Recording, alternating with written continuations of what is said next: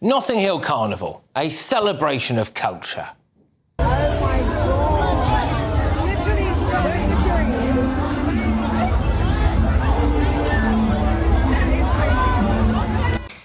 It's a time for dancing.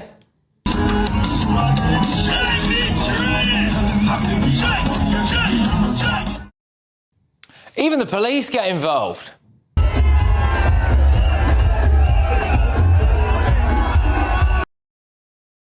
People board up their homes and shops, hey, just as a precaution, like this corner shop. They've literally graffitied the walls, you know. I love it. Yeah. That is mad. Why is it so barricaded? For safety. For safety. Well, yeah, for safety. But for some reason, and I have no idea why, this bookshop felt as though it would be safe from any potential looters.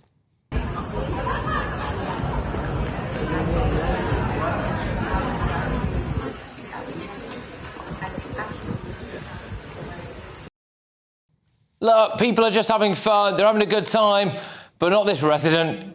Red light on the forehead of the informant. See, I'm the only one on Gorilla Sims is back here. I tell you, it's Carnival. Right, have a good time. I'm about to fill our summer. OK, well, look, the crime stats are in. They landed about half an hour ago.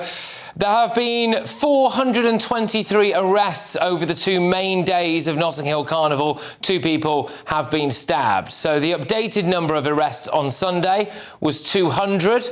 As of 7:45 p.m. this evening, the number of arrests on Monday was 223. Now, a breakdown of these offences are as follows. So, assault on police, 32, possession of an offensive weapon, 46, possession of cannabis, 70, possession of Class A substances, 32, drug supply, 44, robbery, 5, violence with injury, 4, other violence, 36, sexual offences, 18, other offences, 136. And there were a few assaults on police officers lobbed in there yesterday as well. So potentially they have come under other offences today. But the Met Police said that all numbers are subject to some change and totals are likely to increase. So that's good. Police even arrested 100 people and seized dozens of weapons before Carnival even started, which just shows you what they can do when they want to. But we've seen the usual comical headlines, like this one from The Times this morning. Notting Hill Carnival, 140 arrests on an otherwise peaceful Sunday. Brilliant. I mean, I wonder, and hey, it's just me, I wonder if we'll see the same level of weapons offences, assaults on police and sexual assaults at the Unite the Kingdom March on September the 13th. Hello, I'm Bev Turner. Now, it can feel like the money in our bank accounts at the moment does not keep up with the cost of living, and maybe there's a solution. I'm here today with the CEO of TallyMoney, Cameron Parry. Cameron, what is TallyMoney? Well, Bev, with TallyMoney, you get a current account and a debit card, but instead of pounds, you use milligrams of gold as your everyday money. So why gold? Gold traditionally is a great store of value. It has, on average, gone up at over 11% per annum for the last 25 years against the pound. It's tripled in value in the last decade. And in the last 2 years alone, it's increased by 50% against the pound. Banks' savings products just can't compete with that level of growth. But this isn't just about gold. This is about a currency that you guys have created at TallyMoney. Explain it to me as though I'm an idiot. So, look, people need to be able to hold their earnings and build their savings in a money that retains its value and remains in their legal control and remains theirs to access, away from government control. Great. You had me at not exposed to government control. You should feel safe and happy with your money. You should have peace of mind. The more money you see in your bank balance, and that's the type of thing we're trying to deliver, and give people choice in the type of money they get to use every day. Brilliant. Thank you so much, Cameron. Thank you.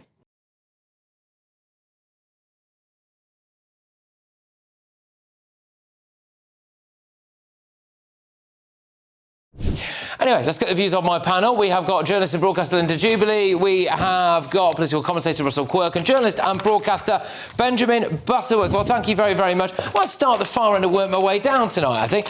Russell, what do you make of this? It's quite an astonishing number of arrests at Carnival. A celebration of culture or not? Well, no, it's... I mean, look, it's a crime fest, isn't it? A stab fest. It should be renamed, I think, the Notting Hill Carnival, rather than Notting Hill Carnival, frankly. If this was something that was a bit more patriotic on the British side, imagine if this was an event, a festival that was held every April for patriotic people that wanted to celebrate St George's Day, and the same level of criminality were to occur.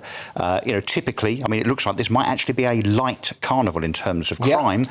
Only 400 offences in terms of arrests, but of course we know that there will be far, far more crimes than that committed. The police probably are under orders not to arrest as many people. Last year, I can tell you, there were 800 arrests. There's always stabbings. In recent years, of course, we've seen people lose their lives, plus sexual offences and so on.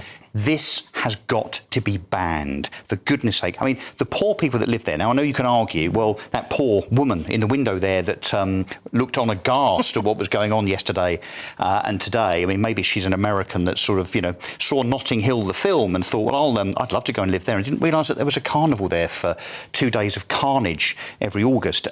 It's got to be banned. I mean, talk about two-tier policing, the way that they allow it to continue. And by the way, do you know what the policing cost is, Benjamin? Linda?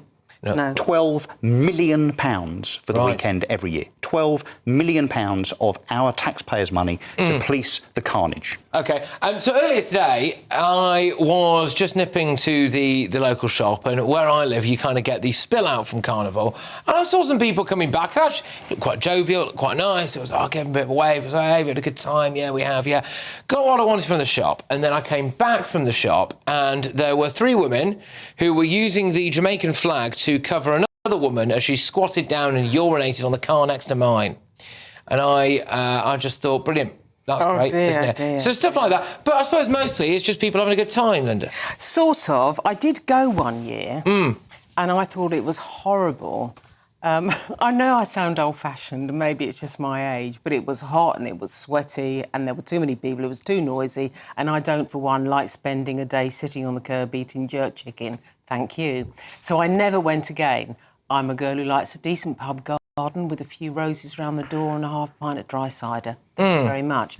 But I think the major problem, and it doesn't often get discussed, I was talking with Peter Blexley, who we all know and love, and he said the major problem there is that it's grown up in this area which has very narrow streets, and the crowds are getting bigger and bigger and bigger, and what he fears as a policeman who's covered these events is there'll be some kind of major crushing incident at some point. That's regardless of the crime, regardless of the damage, and regardless of anything else, and I think he may well be right. OK. Now, look, Benjamin, I have been to Carnival. I did have quite a good time, but I was absolutely off my bonce, and it was years ago, so that might have had something to do with it. I am maybe slightly unlike other people. I don't necessarily want it cancelled, but I just think we should be realistic about the level of crime that there is and be honest about that. I mean, I spent this weekend at Manchester's Pride celebration, which goes on over the whole weekend, and it has huge numbers of people. And I was thinking about how I've never, ever seen so much as a fight at that. It's very safe. In 15 years, I've never seen a fight. But what I would say is that I think it's quite unfair the way the headlines portray Notting Hill Carnival, because about 2 million people attend the event, which is a quarter of the population of London. So 400 arrests is not a particularly unusual number, and 2 stabbings is 2 tragedies, but actually among 2 million people in the streets of London, that's probably not unusual. Hang on. And so Benjamin, I think it's misleading. What you're suggesting is that proportionally it's OK. Perhaps no, I'm saying that you put it in perspective. You didn't have the 2 million people there, then you wouldn't have loss of life, you wouldn't have stabbings, you wouldn't have police officers being assaulted, well, that's you wouldn't fine, have Russell. the sexual assault, you wouldn't have the shops being looted. Just cancel it and stop it. It's a magnet for crime. It's an encouragement for crime. I'm sorry, Russell, but I don't believe in cancel culture. You can't cancel things like that. If you want to, the public's life and cost the taxpayer £12 million. I mean, you cannot do that. That's impossible. It's a Puritan way to look at the world. The wrong thing to do. That's the wrong thing to do. I totally You have to allow these events to happen, and you have to police them correctly. There's some thought that this could lead to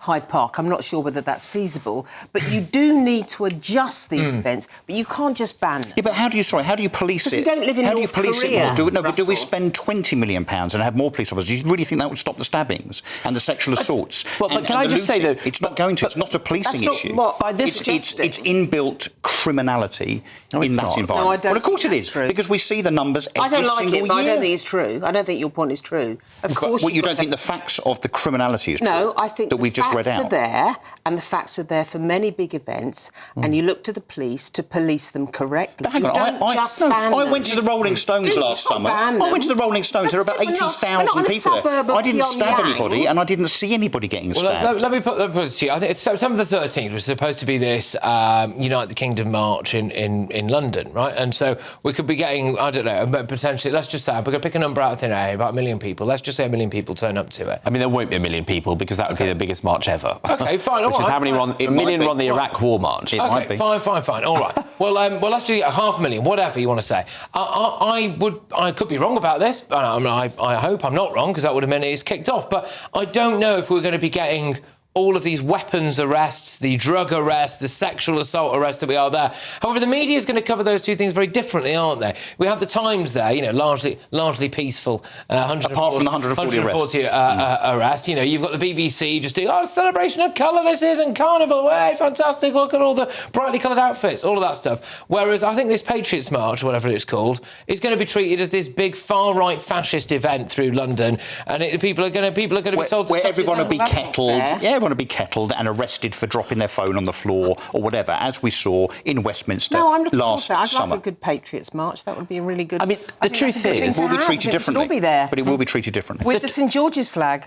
The truth is that, if you were to look at Wembley football matches, for example, I don't know, there must be 80,000 people there.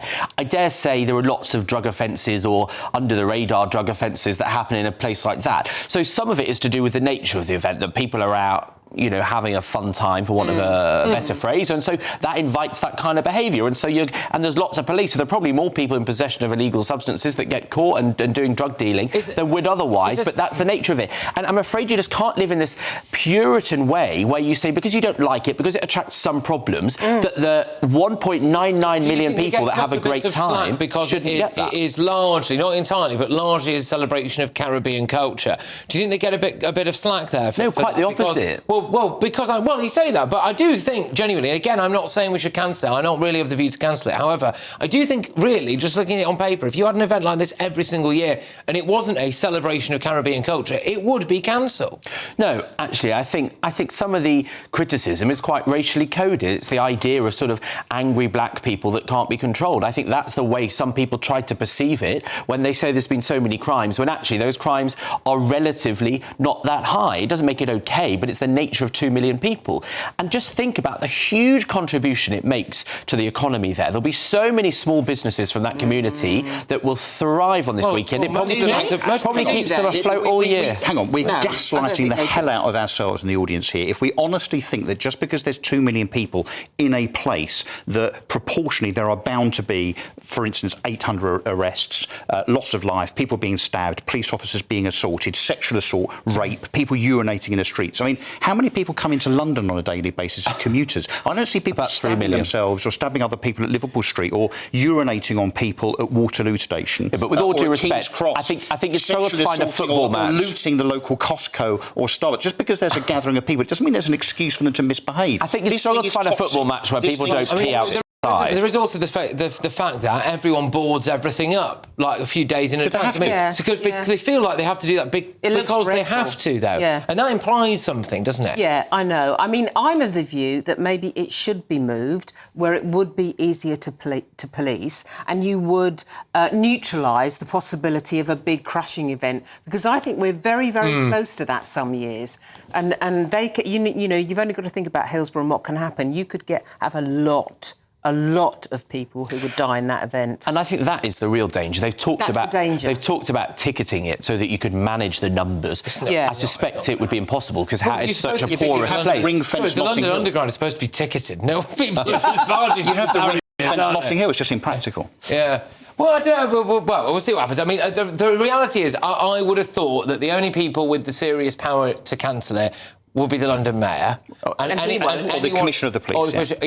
Which he's both of those things, I think, isn't he? Well, you've got the Police Commissioner, which is Mark Rowley, right. and then obviously you've got Sadiq Khan, who's effectively the Police and Crime Commissioner. Exactly, yes. And if he wants to get re-elected, which I imagine he does, you will not cancel. Well, I don't think he wants to get re-elected because he's not standing again. But is he not? Definitely. I'm pretty sure, yeah. But I think the problem is the scale of it rather than anything else. That is the issue. It's the size. All right. OK. Look, just a very, very minor correction here. We were throwing a lot of figures out before. So there were 334 arrests officially last year, not 800. And arrest numbers are usually between 250 and 450, apparently. This year, it's already almost 100 up on the total of last year. And obviously, we expect that to increase a bit more. So there we go. Right.